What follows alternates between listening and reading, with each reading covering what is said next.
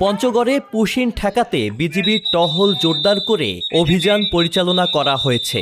বিজিবির নীলফামারী ব্যাটালিয়নের দায়িত্বপূর্ণ সীমান্ত এলাকায় পুশিনের সময় এই অভিযান পরিচালনা করেন।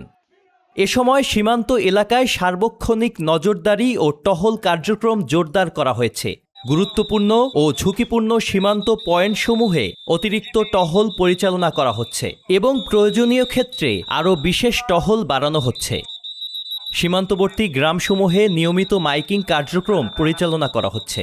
মাইকিংয়ের মাধ্যমে স্থানীয় জনগণের পুশিন প্রতিরোধ সম্পর্কে অবহিত করা হচ্ছে এবং যে কোনো সন্দেহভাজন ব্যক্তি বা কার্যকলাপ পরিলক্ষিত হলে তাৎক্ষণিকভাবে নিকটস্থ বিজিবি ক্যাম্প ও বিওপিকে অবহিত করার জন্য আহ্বান জানানো হচ্ছে।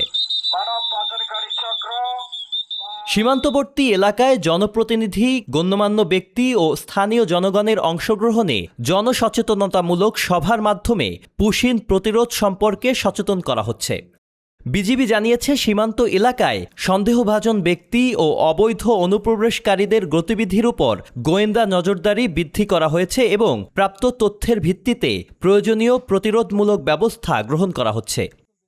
এছাড়াও পুশিন ও অবৈধ অনুপ্রবেশ প্রতিরোধে বিজিবির নেতৃত্বে স্থানীয় চেয়ারম্যান, মেম্বার ও গণ্যমান্য ব্যক্তিবর্গের সমন্বয়ে স্থানীয় জনসাধারণকে নিয়ে সীমান্তবর্তী এলাকায় টহল পরিচালনা করা হচ্ছে।